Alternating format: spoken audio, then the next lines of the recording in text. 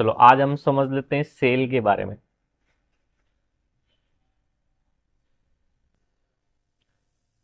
देखो सेल का सबसे पहले समझते हैं बाजार में सिस्टम कैसे चलता है।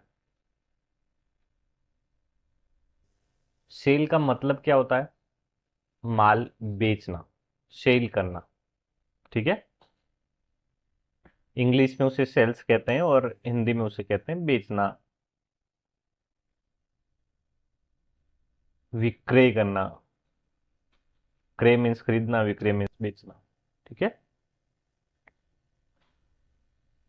अब देखो टेक्सटाइल में होता क्या है, ग्राहक जो हमारा कस्टमर होता है वो या तो हमसे डायरेक्ट माल परचेज करता है या किसी एजेंट के थ्रू हमारे पास आता है या किसी आड़तिया के थ्रू हमारे पास आता है। तीन टाइप से वो हमारे पास माल लेने के लिए आता है। या तो डायरेक्ट, हमारे डायरेक्ट कांटेक्ट में है, हमें लगता है ये अच्छी पार्टी है, हमें एजेंट की जरूरत नहीं है, व्यवहारिक आदमी है, तो हम उसे डायरेक्ट कांटेक्ट में लेते हैं। अगर हमें बिलीव नहीं होता हो तो हम उसे बोलते हैं सर आप किसी एजेंट के थ्रू हमसे माल ले सकते हैं। क्या कर सकते हैं? किसी एजेंट के थ्रू आ जाइए, हम आपको माल दे देंगे। और कुछ लोग ऐसे होते हैं कि भाई मैं पार्टी को नहीं जानता, मैं तो आपको जानता हूं, आप ही मुझे पेमेंट करोगे। उसे कहते हैं आड़तिया। आड़तिया के थ्रू हमारे पास आते हैं। या कुछ लोग क्या होते हैं, थोड़ा एक्स्ट्रा मुनाफा कमाने के लिए एजेंट लोग अपनी खुद की एक पेमेंट सिस्टम चलाते हैं कि भाई तेरे को पैसा मैं दे दूंगा, पार्टी जाने मैं जानू, पार्टी से पैसा मेरे को लेना है, तेरा जो टाइम पीरियड है उस हिसाब से बता देना, तेरा पेमेंट तेरे घर पे आ जाएगा। इस तरीके से आड़तिया के थ्रू हम माल सेल करते हैं। तो देखो होता क्या है, कस्टमर हमारे पास कैसे पहुंचता है, तो जैसे अगर डायरेक्ट होता है तो वो डायरेक्ट खरीदी के लिए हमारे पास सीधा हमारी ऑफिस पे विजिट होता है। विजिट होने के बाद हम उसको ऑफिस पे बुलाते हैं, ऑफिस पे बिठाते हैं और उसको सैंपल पास करवाते हैं, सैंपल दिखाते हैं। मैं ये बात कर रहा हूँ ऑर्डर की, ऑर्डर प्रोसेसिंग की। हाँ? तो उसको सैंपल दिखाते हैं और वो सैंपल में से कुछ सैंपल सेलेक्ट करता है हमारा सेल्समैन। सैंपल दिखाते दिखाते उनको रेट भी बता देता है कि सर ये 500 रुपये की पर पीस आएगी, ये 600 रुपये पर पीस है, ये 1000 रुपये पर पीस है, या ये 50 रुपये मीटर है, 60 रुपये मीटर। इस तरीके से उसको जैसे ही कपड़ा उसके सामने रखता है उसको रेट भी बताता जाता है। और वो बंदा जैसे जैसे रेट सुनता है, आइटम देखता है, उसको कस्टमर है वो अलग करते जाता है, छांटता जाता है कि भाई इसमें मेरे को 10 पीस भेजना, इसमें 5 भेजना, इसमें 8 भेजना, ये 100 मीटर भेज देना, ये 200 मीटर भेज देना। इस तरीके से वो क्या करता है, एक छंटनी कर लेता है अलग से। और एक हमारे स्टाफ के, सेल्समैन के साथ में एक और स्टाफ होता है, वो क्या करता है, वो सबको नोट करता है एक ऑर्डर फॉर्म में। हमारे पास एक ऑर्डर फॉर्म बुक होती है, उसमें वो क्या कर लेता है, नोट कर लेता है कि सर आपने इतने इतने पीस लिए हैं, इतने रुपए का माल लिया है, ये रेट का है। ठीक है। और फिर कस्टमर से पूछते हैं सर क्या नाम से बिल बनाना है, तो अपना नाम बता दीजिए, आपके जीएसटी नंबर दे दीजिए और माल कैसे आपको भेजना है, कौन सी ट्रांसपोर्ट के थ्रू जाना है, वो आप हमें बता दीजिए तो हम आपको माल सेंड कर देंगे। तो उसकी जो पर्सनल इंफॉर्मेशन है वो भेज देता है। क्या कर देता है? भेज देता है, सॉरी बता देता है हमें। तो हम वहाँ पे नोट ऑर्डर फॉर्म में लिख देते हैं और उसी समय हम हमारी जो बिजनेस की पॉलिसीज है या धारा है, रूल रेगुलेशन है, वो उसको बताते हैं कि सर आपने जो ये माल लिखाया है इसका पेमेंट आपको हमें, अगर आप हमें 30 दिन में करते हैं तो मैं आपको 5% डिस्काउंट दूंगा, अगर 45 दिन में करोगे तो मैं आपको 3% डिस्काउंट दूंगा। और अगर आप मुझे 60 दिन में पेमेंट करते हो तो बिल टू बिल पेमेंट लूंगा, और 60 दिन के बाद करोगे तो मैं 2% के हिसाब से ब्याज चार्ज करूंगा आपसे। और वो व्यापारी को अगर समझ आता है कि हाँ ठीक है, तो वो क्या करता है, अपने को माल लिखा देता है और अपना ऑर्डर फॉर्म लेके चला जाता है। या अगर केस देते हो तो मैं आपको 60% डिस्काउंट दे दूंगा। ऐसा करके हमने उसे टर्म्स कंडीशन उसको बता दी, उसको जो जिस कंडीशन जो पसंद आई उस केस में वो हमें बोल देता है कि सर मैं आपको 30 दिन वाले रूल में पेमेंट कर दूंगा या 45 दिन में कर दूंगा, बता देता है, और हम एग्री हो जाते हैं और वो माल लिखा के चला जाता है। अब बारी आती है माल उसको सेल करने की। अभी तक जो मैंने बताया ये है ऑर्डर फॉर्म का प्रोसेस, ठीक है। इसे क्या कहते हैं, ऑर्डर फॉर्म बनाना। इसकी एंट्री हम यहां पर भी कर सकते हैं। कहां पर, सेल्स के अंदर जाके देखो, issue sale order form. Issue sale, कौन कस्टमर है, ऑर्डर फॉर्म नंबर क्या है, ऑर्डर नंबर क्या है, पार्टी ऑर्डर नंबर, हमारा ऑर्डर नंबर की सीरियल क्या चल रही है, यहाँ पे कब ऑर्डर दिया, उसका एजेंट कौन है, हस्ते में कौन है, कौन सी ट्रांसपोर्ट में माल जाएगा, क्या क्या आइटम लिखा है, क्या क्या रेट का है, डिस्काउंट कितने में बात हुई, ट्रांसपोर्ट चार्ज हमें कितना देना है वो उसको बता दिया हमने, कितने दिन में पेमेंट की बात हुई, और यहाँ पे ऐड कर देते हैं। ये है ऑर्डर फॉर्म। ये डायरेक्ट वाले कस्टमर की मैंने बात करी थी। अब इसी तरीके से अगर वो एजेंट के थ्रू आता है तो उसके साथ में एजेंट आता है और वो खुद भी आता है, और बाकी सब प्रोसेस सेम होती है। हम जो रूल रेगुलेशन बताते हैं वो एजेंट को बताते हैं। पार्टी साथ में होती तो पार्टी भी सुनती है, बट हमारी जवाबदारी नहीं है पार्टी को बताने की। पार्टी को बताने की जवाबदारी है एजेंट की। हम एजेंट से बात करते हैं कि सर इतने इतने दिनों में हमें पैसा चाहिएगा, ठीक है। तो वो एजेंट अपने कस्टमर को समझा देता है कि भाई इस पार्टी में ऐसे ऐसे रूल है, आपको ऐसे ऐसे करना होगा तो माल मिलेगा, नहीं तो नहीं मिलेगा। और फिर जब उसको माल चला जाता है तो वो हमारे को पैसा नहीं देता। पैसा किसको देता है, एजेंट की ऑफिस में बेचता है हमारे नाम का पैसा, कि भाई उस पार्टी का जो बिल बना ना उसके अगेंस्ट ये पेमेंट आप उनको दे देंगे। पैसा कौन बेचता है, कस्टमर ही बेचता है, हमारे नाम से ही बेचता है, लेकिन डायरेक्ट हमारे पास नहीं बेचता है। क्या करता है, क्योंकि उसके बीच में एजेंट है तो वो एजेंट को देता है पैसा कि भाई उसकी दुकान तक पहुंचा देना। और जब वो पैसा आता है तो उस केस में एजेंट हमसे कुछ दलाली मांगता, कमीशन मांगता कि भाई इतना कमीशन लेके आ जाना और आपका जो पैसा आया हुआ वो लेके चले जाना। तो ऐसे होता है एजेंट के थ्रू काम। एजेंट को माल बिकवाने का कमीशन मिलता है, ठीक है। इसलिए वो एजेंसी चलाते हैं या एजेंट कहलाते हैं। एक तरफ से, दोनों तरफ से नहीं। कुछ कुछ केसेज में दोनों तरफ से लेते हैं, कुछ कुछ केसेज में एक साइड से मिलता है। जो सेलर साइड होता है, अगर वो बोलता है कि सेलर साइड से लेना है तो फिर वो क्या करता है, जैसे भी मैंने आपको धारा बताई थी 5% की, तो 5% धारा में वो पूरा 5% काट के देता है। 5% धारा का मतलब है 3+2।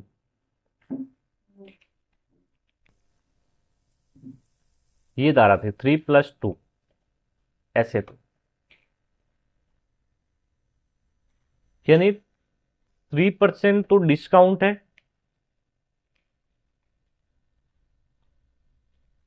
और 2% कमीशन है, ठीक है।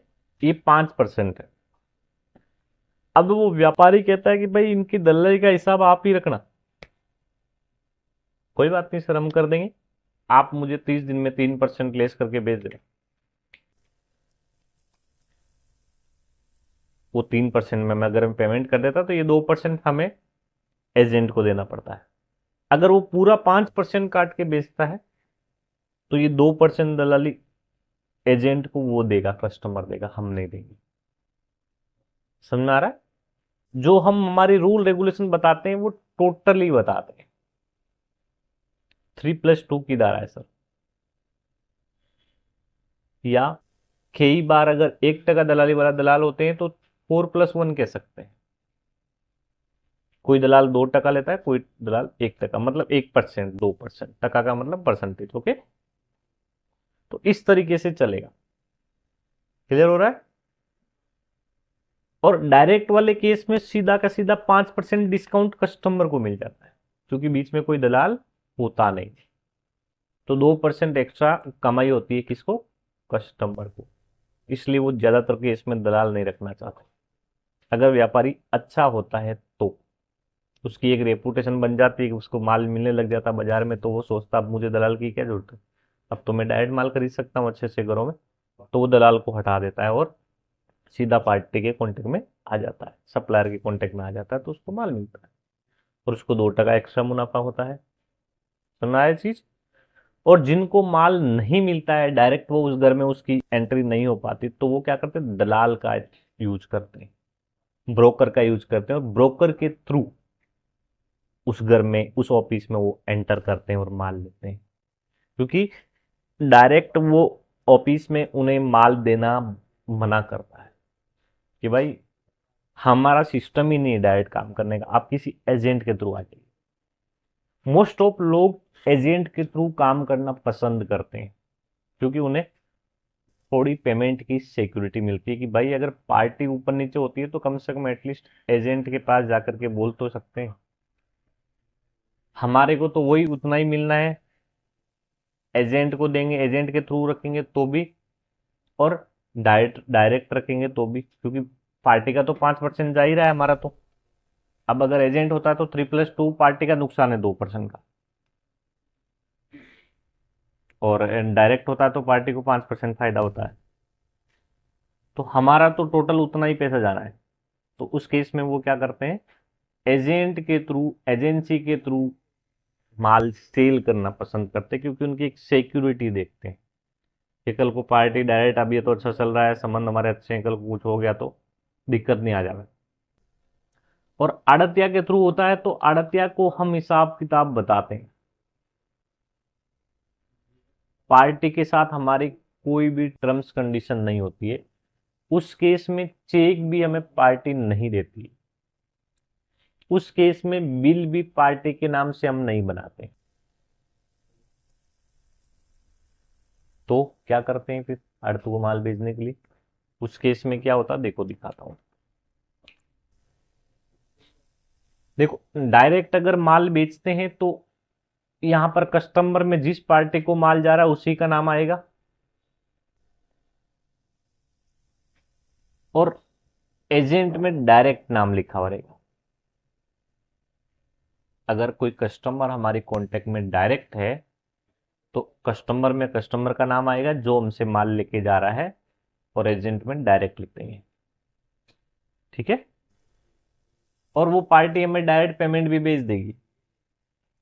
Matter close. एजेंट के केस में कस्टमर में, एजेंट, कस्टमर में पार्टी का ही नाम आएगा, कस्टमर का ही नाम आएगा, लेकिन एजेंट में एजेंसी का नाम आएगा। देखो मैं आपको दिखाता हूं थोड़ा, मैं एक दो दो चार बिल आपको खोल के दिखाता हूं। देखियो, ये मीनाक्षी साड़ी सेंटर जो पार्टी है बिलोड़ा की, बिलोड़ा, तो ये कहाँ कौन है? डायरेक्ट है, मतलब इस पार्टी को हमने डायरेक्ट माल बेचा है। ये महादेव वस्त्र भंडार को देखो किसके थ्रू माल गया है? आशापुरा एजेंसी के नाम से। किस नाम से? आशापुरा एजेंसी के नाम से। ये आशापुरा कलेक्शन का माल आशापुरा एजेंसी के थ्रू गया है। चामुंडा वस्त्र भंडार का खेताराम जी के थ्रू गया है। मनीषा एंटरप्राइजेस डायरेक्ट गया है। मीनाक्षी साड़ी सेंटर डायरेक्ट गया है। तो यहां पर देखो डायरेक्ट जिनका जा रहा है, कस्टमर में कस्टमर का नाम आ रहा है, एजेंट में डायरेक्ट आ रहा है। एजेंट के थ्रू जा रहा है जिसका, क्या नाम आ रहा है? एजेंट का नाम डाला हुआ आ रहा है कि भाई किसके थ्रू माल गया है। बाकी सारी इंफॉर्मेशन पार्टी की ही है, सिर्फ एजेंट में एजेंट का नाम आ गया है।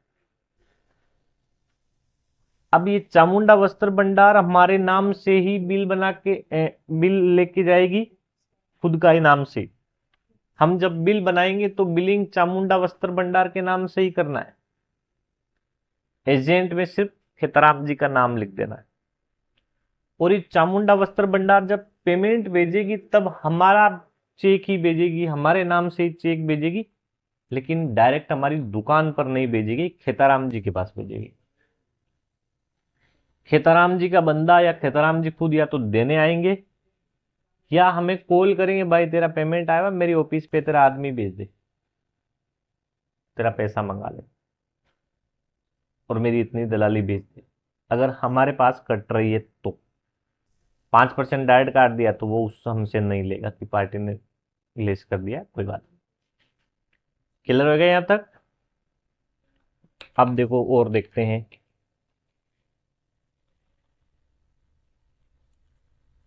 अब एज आड़तिया वाले केस में क्या होता है वो थोड़ा समझते हैं। देखो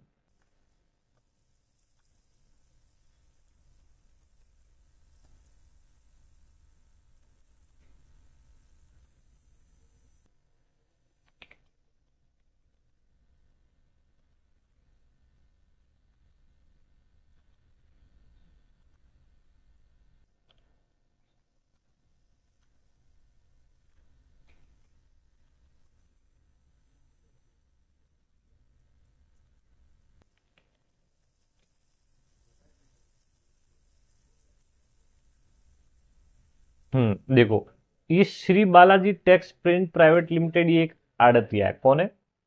आड़तिया है। देखो इसमें और इसमें क्या फर्क आया उस बिल में और इस बिल में? कस्टमर में किसका नाम लिखा हुआ है? Shri Balaji tax print private limited, यानी आड़तिया के नाम से बिल बनेगा, क्योंकि उसने बोला था तेरे को पार्टी से कोई मतलब नहीं है, पैसा कौन दूंगा? मैं दूंगा, मतलब कि आड़तिया खुद देगा। क्लियर हो गया ये चीज? अब देखो एजेंट में लिखा हुआ सेल्फ, खुद ही एजेंट है। जब आड़तिया के नाम से बिल बनाओगे तो एजेंट में सेल्फ लिख देना या ब्लैंक छोड़ देना, ठीक है? डायरेक्ट भी नहीं आएगा। और जिस पार्टी को माल भिजवाया है उन्होंने, देखो उसका नाम कहां लिखा हुआ है? हस्ते में। कि भी ये रिद्धि सीधी टेक्सटाइल को आप माल भेज देना बाड़मेर और बिल मेरे नाम से बना के दे देना। कौन सी ट्रांसपोर्ट में भेजोगे? तो भागीरथ ट्रांसपोर्ट में भेज देना। माल कहां भेजना है? बाड़मेर। कितने पार्सल भेजना? 2। क्या क्या आइटम है? ये आइटम है, इतना इतना पीस है, ये कट है एक पीस का, इतने अमाउंट की रेट है, टोटल अमाउंट इतना है, इतने का बिल बना के मुझे भेज देना। समझ में आ गई चीज? आड़तिया के केस में क्या अलग है? अब आड़तिया के केस में एक और चीज, बिल ट्रांसपोर्ट में जो जाएगा, ट्रांसपोर्ट कॉपी वो आड़तिया की ही जाएगी, एलआर नाम में भी आड़तिया का ही आएगा। देखो थोड़ा दिखा देता हूं मैं।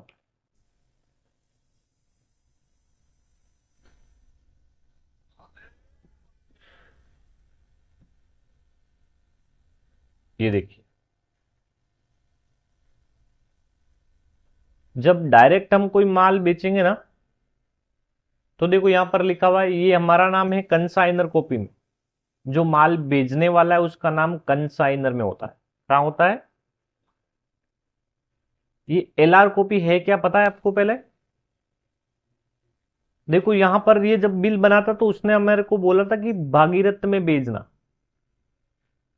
फिर इसने ये बोला कि भाई तू न्यू टाका टोका ट्रांसपोर्ट में भेज देना, तो हमने इस ट्रांसपोर्ट में माल बुक करवा दिया उसका। अब ये एलआर नंबर है, ये रिसिप्ट नंबर है कि भाई तुम्हारा पार्सल इस एलआर नंबर पे बुक हुआ है, ये नंबर पे बुकिंग हुई है। जैसे हम टिकट बनाते हैं ट्रेन में, बस में, तो हमें एक टिकट मिलता है कि भाई ये रिसिप्ट नंबर, ये सीट नंबर है तुम्हारा, वैसे ही ये तेरा एलआर नंबर है, लोडिंग रेफरेंस नंबर है, इस नंबर पर आपका पार्सल बुक हो गया है। ये हमें यहां लिखना होता है, ठीक है? और कौन सी ट्रांसपोर्ट में गया, तो जैसे यहां पे देखो भागीरथ लिखा हुआ, तो यहां पे कौन सी ट्रांसपोर्ट की है? न्यू टाका टोका ट्रांसपोर्ट की। तो ये नाम हमें यहां डालना है। देखो ये यहां से स्टार्ट होता है, ये पूरा ट्रांसपोर्ट का ही काम है। एलआर नंबर यहां डाला, ट्रांसपोर्ट का नाम यहां डाला, फ्राइट कितना है भाड़ा ये यहां पे लिख देना है, भले ही हमने चुकाया हो नहीं चुकाया हो। कितना भाड़ा है? 600 रुपया पर पार्सल का। वेट कितना है तो देखो यहाँ पे वेट भी लिखा हुआ है इसमें, कितना है? 155 किलो। एक पार्सल का 300 लिया उसने, पार्सल कितने हैं? 2 है। पार्सल नंबर क्या है? तो 247 इंटू 2 है। तो देखो यहाँ पे 98 इंटू 2 है, समझ लो। तो ये जो नंबर ऑफ पार्सल आएगा वो यहाँ आएगा। ये 98 इंटू 2 क्योंकि 98 नंबर बिल है और 2 पार्सल गए हैं इसमें, इसलिए 2 लिखा। अगर एक ही बिल में एक ही पार्सल जाता तो इंटू 1 आ जाता, अगर 3 पार्सल होते तो इंटू 3 कर देते। ईवे बिल नंबर हमें यहाँ पे डालना है, कौन सी कहां पर माल भेजना है, तो देखो यहाँ पे डिटेल लिखी हुई है। जैसे यहां पर देखो लिखा बिलोड़ा, समझ आ रहा है? सूरत से बिलोड़ा, तो यहां पे देखो बाड़मेर लिखा हुआ आएगा। समझ आ गई? ये सारी इंफॉर्मेशन यहां से लेकर के, ये यहां से लेकर के इतनी सारी इंफॉर्मेशन ये पूरी ट्रांसपोर्ट से हमने भरी है। यहाँ पे ट्रांसपोर्ट को कॉपी करके यहाँ पे डाल दिया। ये इंफॉर्मेशन हमारे ऑर्डर फॉर्म से आ जाएगी हमारे पास, इतनी सारी ऊपर की। कस्टमर का नाम क्या है या आड़तिया का नाम क्या है, डायरेक्ट है या कोई एजेंट के थ्रू है या सेल्फ है, बस जिस पार्टी को माल भेज रहे हैं उसका नाम क्या है तो वो यहाँ पे लिख दो। ये सारा ऑर्डर फॉर्म से कॉपी करा, ये सारा एलआर से कॉपी करा, ये सारा बिल जब वो पैकिंग स्लिप बनाता है पैकिंग करते टाइम उससे कॉपी कर लेंगे। जीएसटी नंबर हमें ये देगा ही, जीएसटी कितनी लगानी है, डिस्काउंट कितना, ये ऑर्डर फॉर्म में लिखा हुआ रहता है। ओके, तो हमें कुछ मैन्युअली कुछ नहीं करना है। इस तरीके की एलआर आती है। देखो अब ये एलआर से हमें क्या समझ में आता है कि ये माल पार्टी को या तो डायरेक्ट गया या एजेंट के थ्रू गया है। क्यों? क्योंकि यहां पर हमारा नाम लिखा हुआ है। कंसाइनर में जो आदमी माल बेचता है उसका नाम आता है, कंसाइनी में जिस पार्टी को माल हमने भेजा है वो पार्टी का नाम आएगा। यानी परचेज जिसने करा है उसका नाम, या सेल जिसने करा है उसका नाम कंसाइनर। कहां से कहां गया? तो सूरत टू बिलोड़ा। एलआर नंबर में ये डालेंगे। अब यहां पर देखो एक और चीज लिखी हुई है, कितने पार्सल है? 2। यहां पर 2 भी लिखा हुआ है, पेड लिखा हुआ है। अभी आपको मैंने थोड़ी देर पहले दिखाया था कि पेड और टू पे 2 टाइप की बिल्टी बनती है। कितने टाइप की? ये भाई को जब मैं समझा रहा था तो देखो यहाँ पे लिखा था, यहाँ पर देखो एलआर रिपोर्ट में जाके हम रेट वाइज एलआर पेंडिंग निकालते हैं तो यहाँ पे एक ऑप्शन आता है पेड और टू पे। अभी पेड क्या होता है, टू पे क्या है, ये थोड़ा समझते हैं। इसका मतलब ये है, कई बार ट्रांसपोर्ट वाले ये बोलते हैं कि भाई मैं सामने वाली पार्टी से पैसा नहीं लूंगा, अगर आपको मेरे ट्रांसपोर्ट में भेजना है तो यहीं पर मुझे पैसा दे दो, मैं माल पहुंचा दूंगा। तो उस केस में क्या होता है, हमें पैसा चुकाना पड़ता है, उसे कहते हैं पेड की बिल्टी। पर पैसा देना किसको होता है? जो माल ले जा रहा है उसको चुकाना होता है। तो हम ये पैसों का क्या करते हैं, ये 600 रुपया यहाँ पर ऐड कर देते हैं। कहां पर? उसके बिल में। यहां पर देखो मैं आपको दिखाता हूं, यहाँ पे एक अपने को ऑप्शन दिया हुआ है।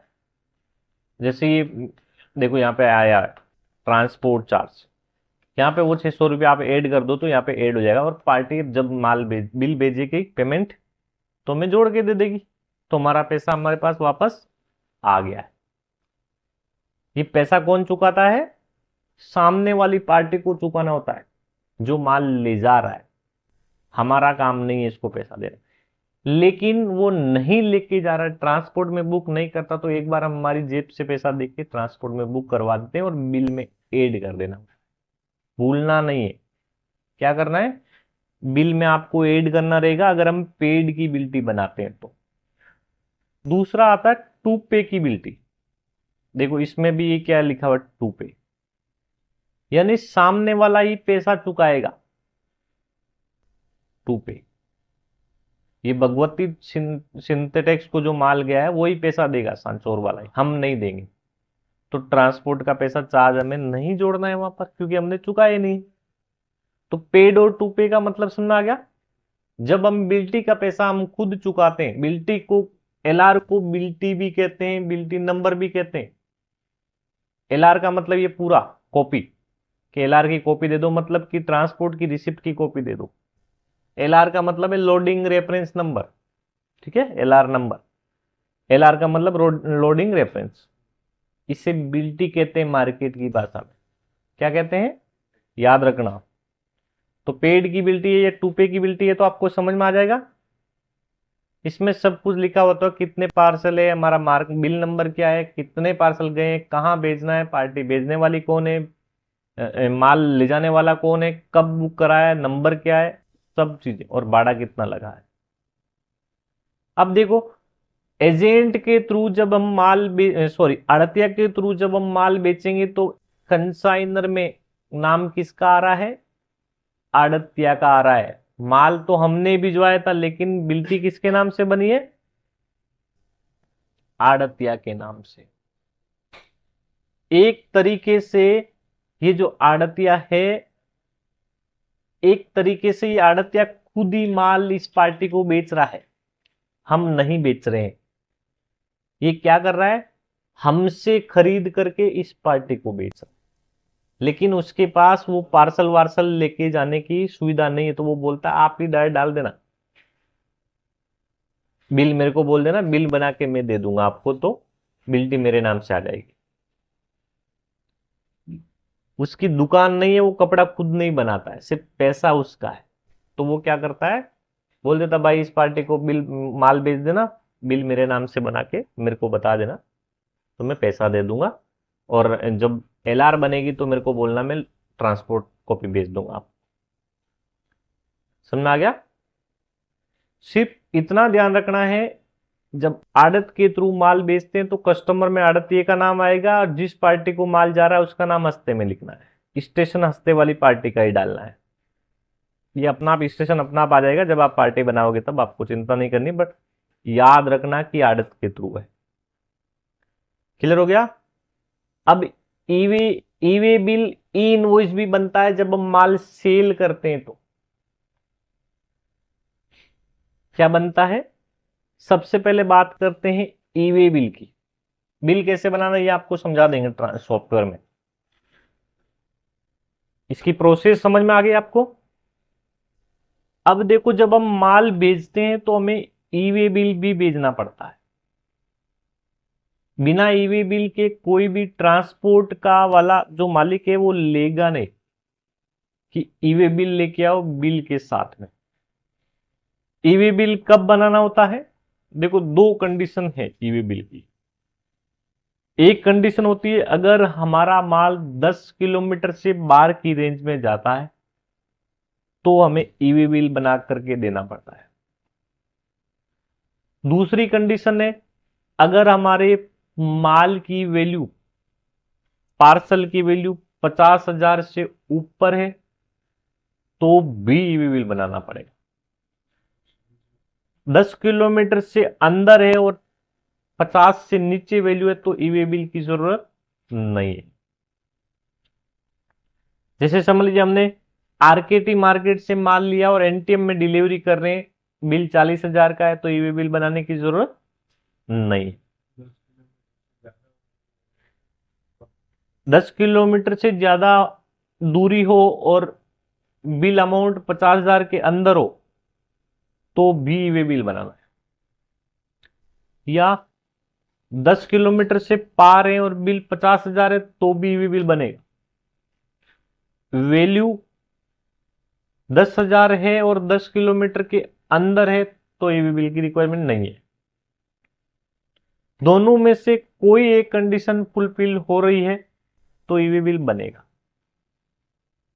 ठीक है, वैल्यू कम है, डिस्टेंस ज्यादा है तो ईवे बिल बनेगा। डिस्टेंस कम है, वैल्यू ज्यादा है तो भी ईवे बिल बनेगा। डिस्टेंस कम है, ईवे बिल की वैल्यू कम है तो ईवे बिल नहीं बनेगा। ठीक है, समझ में आ गया। अब ईवे बिल बनाने के लिए क्या करना पड़ता, तो कुछ भी नहीं करना पड़ता, सॉफ्टवेयर में अपना आप बन जाता है। यहां पे आके जैसे ही आप यहाँ पे सेव करते हो बिल,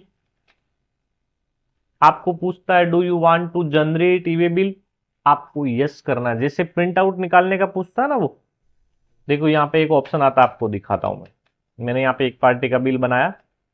मैं ऐसे ही आपको एक बिल क्रिएट करके दिखाता हूँ। मैंने यहाँ पे लिख दिया साड़ीज 120 पीस 500 रुपये रेट डाल दी। जैसे मैं यहाँ पे बिल सेव करता हूँ, सेव करते ही एंटर करा, देखो यहाँ पे पूछता है do you want to print, आप इस बिल को प्रिंट देना चाहते हो क्या। सेम एज इट इज एक बॉक्स और खुलता है, वो पूछता है do you want to generate EV bill, आप यस करोगे तो ईवी बिल बन जाएगा और यहां पर ईवी बिल नंबर आ जाएगा। क्या आ जाएगा, देखो मैं आपको कुछ नंबर दिखाता हूं कैसे ईवी बिल नंबर होते हैं, वो यहां पे आपको मैं दिखा देता हूं।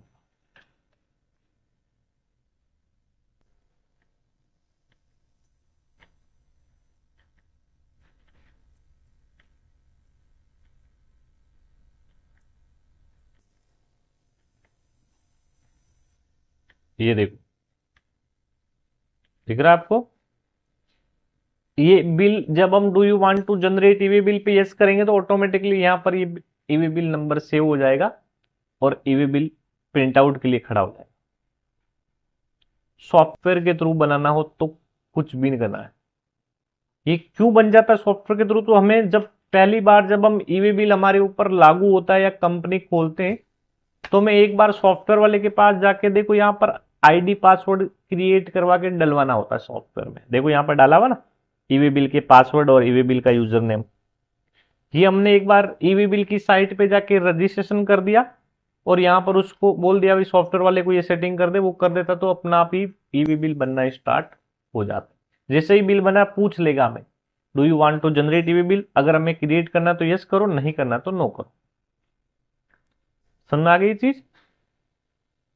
दूसरी चीज होती है ईवी बिल कब बनेगा, ये भी क्लियर है आपको। मैंने दो कंडीशन बताई, दोनों में से कोई एक भी फुलफिल होगी तो आपको ईवी बिल बनाना है। 10 किलोमीटर से बाहर माल जा रहा है हमारा, जिससे समझ लीजिए हम आज राज एम्पायर में बैठे हैं और यहां से हमें अहमदाबाद माल भेजना, तो ईवी बिल बनेगा कि नहीं बनेगा, बनेगा, क्योंकि 10 किलोमीटर से बाहर की रेंज है। अब देखो एक चीज और समझाता हूं आपको, एक और चीज बनती है ई इनवॉइस। अब ई इनवॉइस के लिए क्या इश्यू है, क्या क्या है उसमें कंडीशन है, वो बताता हूं। अब देखो पहले ईवी बिल क्या कैंसिल हो सकता है क्या, हाँ जी कैंसिल हो सकता है 48 आवर्स, या जब तक बी पार्ट जनरेट नहीं होता। देखो इसमें आपको वो वापस थोड़ा दिखाता हूं एक बिल का, ये ईवी बिल क्या होता है, कैसा दिखता है, वो थोड़ा देखते हैं। पहले ईवी बिल के बारे में क्लियर करते हैं पूरा।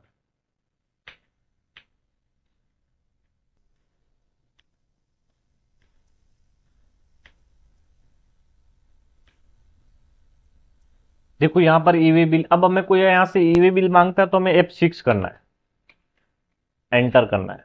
यहाँ पे देखो प्रिंट ईवी बिल का ऑप्शन दिया हुआ नीचे, यहाँ पे एंटर करोगे, यस करोगे तो देखो प्रीव्यू खुलेगा। इस तरीके का ईवी बिल होता है। अब यहां पर देखो सिस्टम में आ नहीं रहा है क्योंकि वो हमने सेव नहीं कर रखा है, इसलिए यहां पर उस पार्टी का नाम डिटेल सब आएगा। कोई दूसरी पार्टी देखते हैं क्या,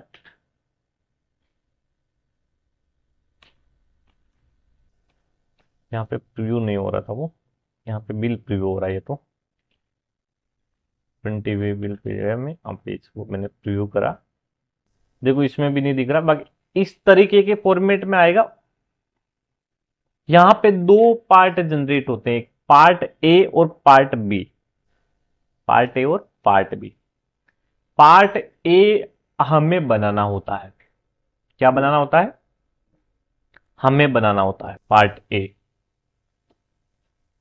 एक मिनट, पार्ट ए हमें जनरेट करना है, पार्ट बी जनरेट करता है। जो ट्रांसपोर्ट में हम बुक करते हैं तो ट्रांसपोर्ट वाला डालता है। पार्ट बी में कौन सी गाड़ी में माल जा रहा है, गाड़ी नंबर क्या है, ड्राइवर कौन है, वो सारी इंफॉर्मेशन उसमें होती है। जब तक पार्ट बी जनरेट नहीं होता है तब तक हम ई वे बिल को कैंसिल कर सकते हैं। वैसे ई वे बिल कैंसिल करने की जो ड्यू डेट है वो 48 आवर्स होती है। कितना? 48 घंटे के अंदर हम ई वे बिल को कैंसिल कर सकते हैं, या पार्ट बी जब तक जनरेट नहीं होता तब तक कर सकते हैं। ठीक है, कोई गलती हो जाती है तो हम उसको सुधार सकते हैं। यहां से यहां पर आपको ई वे बिल जनरेट करने का भी ऑप्शन मिल जाएगा, कैंसिल करने का भी ऑप्शन मिल जाएगा, और ट्रांसपोर्ट चेंज करना हो। कई बार क्या होता है, पंडित हमारा कॉल करता है कि भाई जी ये तो ट्रांसपोर्ट बंद है, कोई दूसरे ट्रांसपोर्ट में डाल दूं क्या माल, या कस्टमर भी हमें चॉइस देता है कि इसमें नहीं तो इसमें डाल देना, ये खुला हो तो इसमें डाल देना, नहीं तो इसमें डाल देना। तो उस केस में क्या होता है कि समझ लो वहां पे वो लेके गया और ट्रांसपोर्ट बंद है, तो पंडित वहां से कॉल करता है कि भाई जी आपने जो ईवी बिल बना के दिया तो ये तो इस ट्रांसपोर्ट का है, मुझे उस ट्रांसपोर्ट में ले जाना है माल। तो उस केस में हम क्या करते हैं, उसको ट्रांसपोर्ट नेम चेंज करते हैं। तो वो भी ऑप्शन इसमें आपको सिस्टम में मिल जाएगा। ठीक है, वो भी ऑप्शन आपको सिस्टम में मिल जाएगा। ईवी बिल कैसे बनाना है इसका वीडियो है अलग से, आपको समझ में आ जाएगा वहां से। अब हम समझ लेते हैं ई इनवॉइस के बारे में थोड़ा। ई इनवॉइस कब लागू होगा, क्यों लागू होगा? तो देखो, पहले ई इनवॉइस है क्या? ई इनवॉइस इलेक्ट्रॉनिक चालान प्रक्रिया को दर्शाता है। मतलब ई इनवॉइस का मतलब ये इलेक्ट्रॉनिक बिल। ठीक उसी तरह जैसे कोई जीएसटी में रजिस्टर्ड व्यवसाय सामान को, जीएसटी में रजिस्टर्ड कोई व्यापारी अपने माल को एक जगह से दूसरे जगह तक ले जाते समय ई वे बिल का यूज करता है, सेम एज इट इज वैसा ही ई इनवॉइस है। जैसे हम ई वे बिल बनाते हैं वैसे ही ई इनवॉइस बनेगा। ठीक है, अब देखो यहां पे लिखा हुआ है जीएसटी रजिस्टर्ड बिजनेसमैन को B2B लेन देन के लिए ई इनवॉइस जनरेट करना होता है। B2B लेन देन का क्या मतलब है? Registered to registered. जो माल बेचने वाला है वो भी जीएसटी में रजिस्टर्ड है, और जो खरीदने वाला है वो भी जीएसटी में रजिस्टर्ड है, तो ही ई इनवॉइस बनेगा, अदरवाइज नहीं बनेगा। यानी जिसके पास जीएसटी नंबर नहीं है और अगर हमने उनको माल बेचा तो ई इनवॉइस नहीं बनाना है। समझ में आ गया? सिर्फ और सिर्फ रजिस्टर्ड पर्सन के लिए ही ई इनवॉइस एप्लीकेबल है, अनरजिस्टर्ड का ई इनवॉइस नहीं बनता है। क्लियर? चलो, यानी देखो यहां पे लिखा है, यानी जो जीएसटी में रजिस्टर्ड पर्सन है उन्हीं को ई इनवॉइस बनाना है, अनरजिस्टर्ड पर्सन को या अनरजिस्टर्ड पार्टी को ई इनवॉइस नहीं बनाना होता है। ई इनवॉइस किस किस सप्लाई पर बनाना होता है? तो देखो, E invoice only outward supply यानी B2B sale, sale return, credit note on sale, debit note on sale पर बनाना होता है। परचेज पर ई इनवॉइस नहीं बनाना होता है, ओनली सेल रिलेटेड सप्लाई पर। जो हम खरीदी करेंगे उन पे ई इनवॉइस एप्लीकेबल नहीं है। हम माल बेचेंगे तो हमारी लाइबिलिटी बनती है ई इनवॉइस बनाने की। ठीक है, जैसे कोई हमने माल ग्रे परचेज करा तो वो सामने वाले की लाइबिलिटी है, वो बनाएगा ई इनवॉइस, हम नहीं बनाएंगे, हमारा काम नहीं, हमें सिर्फ सेल वाली चीजों पे बनाना है। हमने किसी पार्टी को माल बेचा और वो जीएसटी में रजिस्टर्ड है तो ई इनवॉइस बनेगा हमारा, नहीं तो नहीं बनेगा। ई इनवॉइस क्यों बनाना होता है? ई इनवॉइस द्वारा आपूर्तिकर्ता द्वारा तैयार की गई चालानों की वास्तविक समय ट्रैकिंग सक्षम की जाती है कि आज वो माल कहां पड़ा है। जीएसटी रिटर्न दाखिल करने की प्रक्रिया का पिछड़ा एकीकरण और स्वचालन चालान की पार्षणिक विवरण विभिन्न रिटर्न में स्वचालित रूप से भरे जाएंगे, विशेष रूप से ईवी बिल के भाग उत्पन्न करने के लिए। ई इनवॉइस से ईवी बिल भी बन जाता है।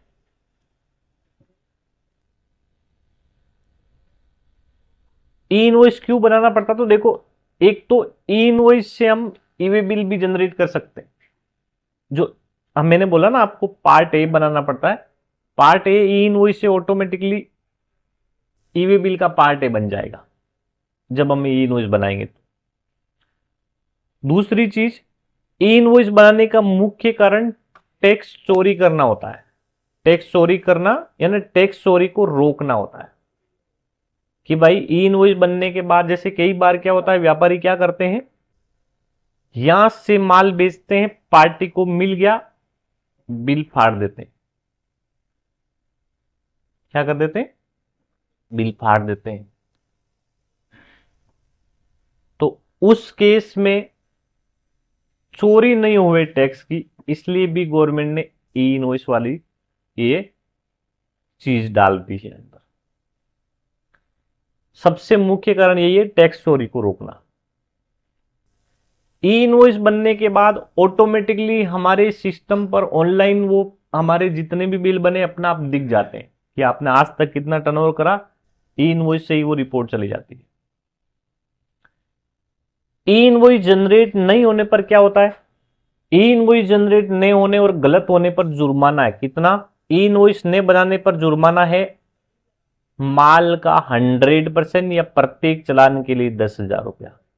अगर माल उसमें लाख रुपए का है तो या तो लाख रुपया या 10,000, दोनों में जो अधिक हो। लाख रुपए का माल है, 10,000 जुर्माना है, तो लाख रुपए लगेंगे। अगर माल 9,000 का है, जुर्माना 10,000 है, तो 10,000 भरने पड़ेंगे। दोनों में जो अधिक होगा वो पेनल्टी आएगी। गलत चालान दिखाते हो, समझ लो माल लाख रुपए का और 50,000 का ईवी बिल बनाया, ई इनवॉइस बनाया, बिल ही 50,000 का बनाया, तो 25,000 रुपए प्रति चालान होगा। ये कौन वसूलती है, गवर्नमेंट। ठीक है। ई इनवॉइस की लिमिट क्या है, तो देखो नई गाइडलाइंस के मुताबिक 5 करोड़ से अधिक से एनुअल टर्नओवर वाले बिजनेस को ई इनवॉइस जनरेट करना होता है। इससे पहले बिजनेस के लिए सीमा 10 करोड़ रुपए की थी। पहले कितनी थी उसको भूल जाते हैं। अभी क्या है, क्या कह रहा है, देखो जैसे ये कंपनी है, इसका टर्नओवर दिखाता हूं आपको मैं। इसका 22-23 में टर्नओवर कितना, 1,05,42,608 रुपया। क्या इस कंपनी पर ई इनवॉइस लागू होगा, नहीं होगा। क्यों नहीं होगा, वेरी गुड, ये 5 करोड़ से अंदर के टर्नओवर वाली कंपनी है, इसको ई इनवॉइस नहीं बनाने होते हैं, सिर्फ ई वे बिल ही बनाने पड़ते हैं। तो हमारा टर्नओवर अगर 5 करोड़ के अंदर है कोई भी साल में, 2017 से लेके 2025 तक, तो ई इनवॉइस नहीं बनानी। कोई भी साल में अगर 5 करोड़ हो गया, अभी हमारा टर्नओवर 2 करोड़ है, तो भी इनवॉइस बनाना पड़ेगा। ठीक है। हमारी कंपनी छोटी है, हमेशा से ही 5 करोड़ के अंदर चलती आ रही है, तो इनवॉइस वाला लफड़ा नहीं रहेगा। 5 करोड़ से ऊपर वाली जितनी भी टर्नओवर वाली कंपनी, उन सब में ई इनवॉइस ई वे बिल दोनों एप्लीकेबल हो जाएंगे। ओके, चलो 5 करोड़ से अधिक वाले, हाँ, क्या ई इनवॉइस कैंसिल किया जा सकता है, क्या ई इनवॉइस को एडिट नहीं किया जा सकता। क्या नहीं किया जा सकता, एक बार ई इनवॉइस बन गया चेंज नहीं होगा, और नहीं आधा अधूरा सुधारा जा सकता है। हां, इसे 24 घंटे में कंप्लीटली कैंसिल किया जा सकता है। ठीक है, सिर्फ 24 आवर्स के अंदर। और एक इसमें ऐड करता हूं चीज, अगर हमने कोई इनवॉइस कैंसिल कर दिया तो वो नंबर पे दूसरा इनवॉइस नहीं बनेगा, वो जगह खाली रखनी पड़ेगी। जैसे 100 नंबर पे हमने कोई एक बिल बनाया, उसका ई इनवॉइस बना दिया और ई इनवॉइस को कैंसिल कर दिया, तो 100 नंबर बिल ब्लैंक रहेगा। वापस 100 नंबर पे दूसरा ई इनवॉइस नहीं बना पाओगे, 101 नंबर देके बनाना पड़ेगा। ठीक है, वो जगह हमें हमेशा के लिए खाली छोड़नी पड़ेगी। क्या ई इनवॉइस के लिए कहीं रजिस्ट्रेशन करना होता है? हाँ जी, ई इनवॉइस के लिए सबसे पहले पोर्टल पर रजिस्ट्रेशन करता था, जिनका टर्नओवर 5 करोड़ हो तो ही इनवॉइस बनाना है। यहां पर एक ई इनवॉइस की साइट आती है, यहां पे जाके हमें हमारा एक अकाउंट खोलना पड़ता है। ई इनवॉइस, ई इनवॉइस पोर्टल लॉगिन करना होता है। यहां पर जाकर के हमें क्या करना है, यहां पर एक बार रजिस्ट्रेशन कर लेना। देखो ई इनवॉइस रजिस्ट्रेशन फॉर्म आ गया, यहां पे एक बार आप रजिस्ट्रेशन कर लोगे तो ये लाइफ टाइम के लिए हमारा रजिस्ट्रेशन हो जाता है। फिर यहाँ पर ऑनलाइन गवर्नमेंट के इस goods and service tax invoice system में हमारे बिल दिखना स्टार्ट हो जाएंगे, यहाँ से बनना भी होना स्टार्ट हो जाएगा, हमारे नंबर भी यहाँ से हमें मिलने स्टार्ट हो जाएंगे। ठीक है, अब देखो E invoice applicable registered parties. ई इनवॉइस किस किस पे बनाना? सेल पे बनेगा, सेल रिटर्न पे बनेगा, क्रेडिट नोट ऑन सेल पे बनेगा, डेबिट नोट ऑन सेल पे बनेगा। जिनके पास जीएसटी नंबर है उन्हीं का। अनरजिस्टर्ड पार्टी का इनवॉइस नहीं बनेगा। अनरजिस्टर्ड पार्टी का मतलब समझ में आ गया? जिसके पास जीएसटी नंबर नहीं होते उन्हें अनरजिस्टर्ड कहते हैं। परचेज पे इनवॉइस बनेगा क्या? नहीं, परचेज पे नहीं बनेगा, परचेज रिटर्न पे नहीं बनेगा, क्रेडिट नोट ऑन परचेज पे नहीं बनेगा, डेबिट नोट ऑन परचेज पे नहीं बनेगा। सिर्फ और सिर्फ सेल पे बनेगा। सेल रिलेटेड जितनी भी एक्टिविटी है वो सब पे। अनरजिस्टर्ड पार्टी का इनवॉइस नहीं बनेगा। अनरजिस्टर्ड सेल पे नहीं बनेगा, अनरजिस्टर्ड सेल रिटर्न पे नहीं बनेगा, unregistered credit note on cell पे नहीं बनेगा, unregistered debit note on cell पे भी नहीं बनेगा। ठीक है, इतना आपको इसमें याद रखना है ई इनवॉइस वाले में।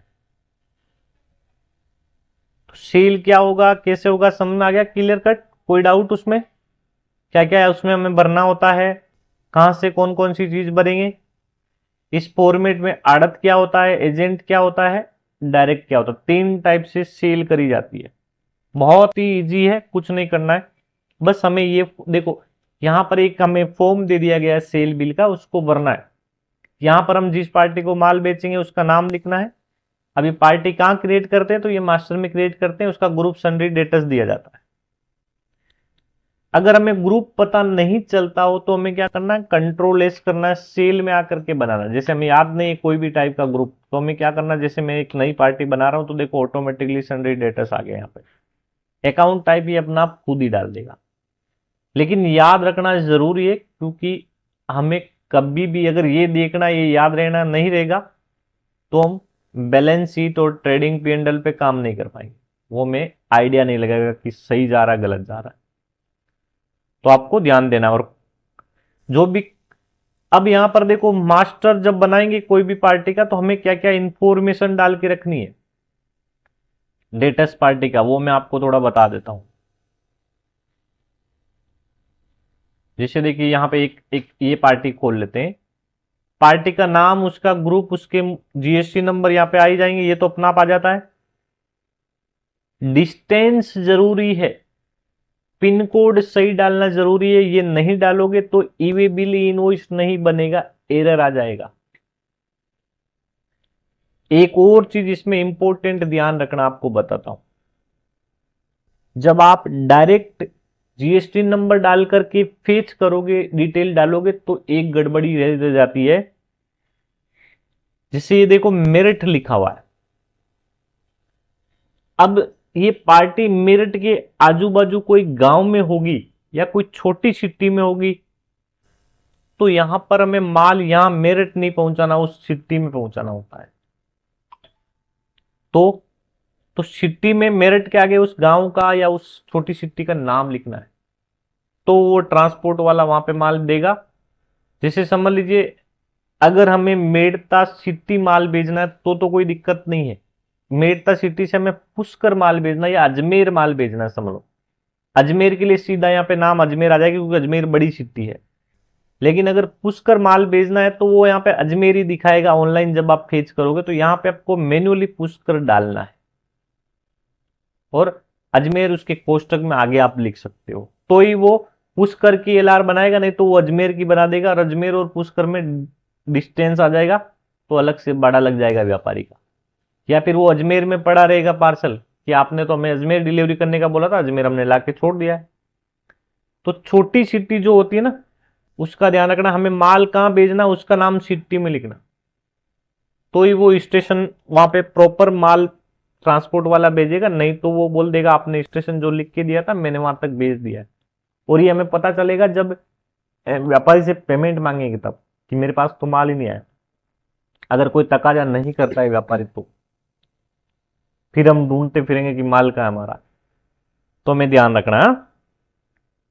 दूसरी चीज, ऑर्डर फॉर्म में जो चीजें लिखी हुई है ना वो यहां पर फिक्स कर देनी है आपको। कौन सी ट्रांसपोर्ट में माल जाएगा एक ही बार फिक्स कर दो, बार बार ट्रांसपोर्ट डालने की जरूरत ही नहीं पड़ेगी, झंझट खत्म। इस पार्टी का रेफरेंस किसने दिया, अगर वो डायरेक्ट हमारे पास आया तो यहां पे डाल दो, एजेंट के थ्रू आया तो उसका एजेंट कौन है यहां पे डाल दो, ठीक है। और जो हंसते वाली पार्टियां होती है उसका यहां अकाउंट नहीं बनेगा, उसका अकाउंट यहां पर बनेगा हंसते मास्टर में। जैसे देखिए ये पार्टी है तो देखो यहां पर डालना है उसका सारा इंफॉर्मेशन हंसते मास्टर में। आड़त के थ्रू जब जाएगा और हंसते वाला जब कॉलम भरेंगे तो उस पार्टी की सारी इंफॉर्मेशन यहां पे डालनी है, तभी वो बिल में शो होगी, ठीक है। ध्यान रखना है इस चीज का। मास्टर जितना अच्छा बनाओगे कम से कम गलतियां होने के चांसेज है। मास्टर पे अगर आपने लापरवाही करी गलतियां हो जाएगी ज्यादा, ये ध्यान आपको रखना है। इसको अगर जितना ज्यादा अच्छा बनाओगे उतनी कम गलतियां होगी हमसे और उतना बढ़िया काम होगा, उतना फास्ट काम होगा, क्योंकि आधी से ज्यादा इंफॉर्मेशन तो यहां पर सेव करी हुई है तो ऑटोमेटिकली वो आनी स्टार्ट हो जाएगी। जैसे देखो कोई पार्टी का जैसे एक के वाला अभी मैंने लिया तो यहां पर देखो मुझे कुछ भरना नहीं है, मैं यहाँ पे एक के नाम लिखूंगा, एक के लिखते ही देखो यहाँ पे एजेंट का नाम आ गया, डायरेक्ट तो डायरेक्ट आ गया, ट्रांसपोर्ट का नाम आ गया। अब मुझे सिर्फ क्या करना है, एलआर नंबर एलआर रिपोर्ट से देखना है, यहाँ पे डाल देना है, फ्राइट चार्ज यहाँ पे उससे देख के डालना है, वेट उससे देख के डालना है, ये देखना केस नंबर 1 पार्सल हो तो ठीक है, एंटर कर देना है। ईवी बिल ऑटोमेटिकली बन के यहाँ पे आ जाएगा, कुछ नहीं भरना पड़ेगा हमें। ये ट्रांसपोर्ट आपने उसमें सेव नहीं करा तो हमें हर बार लिखना पड़ेगा। एजेंट अगर आपने नहीं डाला तो हर बार आपको लिखना पड़ेगा यहाँ, क्योंकि वो लिस्ट खुलेगी फिर, और फिक्स कर दोगे तो लिस्ट नहीं खुलेगी, सीधा नाम आ जाएगा, आगे बढ़ जाना है, ठीक है। तो इस तरीके से ये सेल वाली पूरी प्रोसेस आपको अच्छे से समझाई मैंने, ध्यान रखना है इसमें कोई गलती नहीं हो जाए। इससे नुकसान क्या हो सकते हैं गलती होने से, माल इधर उधर हो सकता है, सेठ का क्लेम कर सकता है अगर लेट गया तो, या माल गुम भी हो सकता है, पैसा देने के लिए नाटक कर सकता है व्यापारी। तो ये सब चीजों एलआर नंबर डालना है आपको। अब देखो इसमें एक और चीज ऐड कर देते हैं, भूल जाऊंगा वरना। जब आप माल बेच देते हो, जैसे ये माल बेच दिया है, तो एलआर नंबर आपको सेम डे नहीं मिलेगा। आपका जो ट्रांसपोर्ट, जैसे अभी इसमें प्रोसेस क्या होती है, जैसे ही ऑर्डर फॉर्म बन गया सब कुछ हो गया, उसके बाद हमारा सेल्समैन माल निकालता है, उसकी ऑर्डर फॉर्म के हिसाब से उसको साइड करता है, एक पैकिंग स्लिप बनाता है कि ये माल इस पार्टी को इतना इतना माल जा रहा है। ऑर्डर फॉर्म में हो सकता है 10 पीस लिखा है और हमारे पास 9 हो तो 9 ही बेच पाएंगे, 10 नहीं बेच पाएंगे तो 9 का बिल बनाएगा। वो बिल बनाता है, फिर वो बिल हमें देता है, हम कंप्यूटराइज बिल बनाते हैं। फिर वो कंप्यूटराइज बिल बनने के बाद हम ट्रांसपोर्ट के लिए फोन करते हैं पंडित को कि भाई माल रेडी हो गया, पार्सल चिल ले और उठा ले। तो पंडित आता है, पंडित आने के बाद पार्सल सिलाई करता है, वो हमसे e way bill, e invoice bill की कॉपी मांगेगा, वो हमें उसको निकाल के देनी है, ठीक है। उस केस में हमें ट्रांसपोर्ट यहां पे भर के देना पड़ता है, तो ये फिक्स कर देना है मास्टर में। आज जो पार्सल पंडित लेकर के गया है उसकी बिल्टी आज नहीं आएगी, कल लेके आएगा, वो परसों लेके आएगा। तो जब तक वो ट्रांसपोर्ट का बिल्टी नहीं आ जाता तब तक ये कॉलम खाली रहेगा। जिस दिन वो बिल्टी लेकर के आएगा कि भाई जी लो ये बिल्टी आ गई, तो हमें वो बिल्टियां गिननी है, और उस पंडित को साइन देना कि हाँ तेरी इतने बिल्टी आ गई है।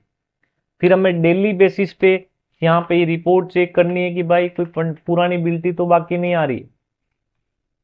एलआर रिपोर्ट में जाकर के यहाँ पे आपको डेट वाइज एलआर रिपोर्ट निकालनी है, पेंडिंग होगी तो यहाँ पे लिस्ट में आ जाएगा नाम।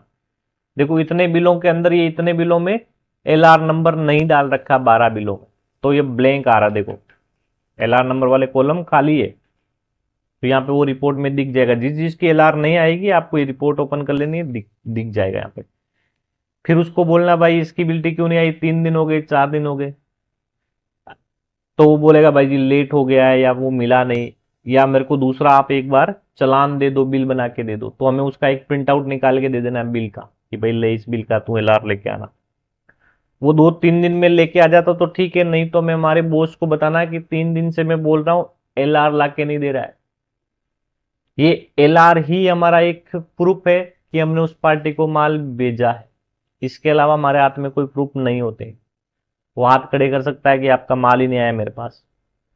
जब हम एलआर नंबर डाल देते हैं, एलआर नंबर लग के उसको बताते कि भाई देख इस ट्रांसपोर्ट में तेरा माल बुक हो गया है, तू छुड़ा ले जाके वहां से, तो वो ले लेगा वहां से जाके।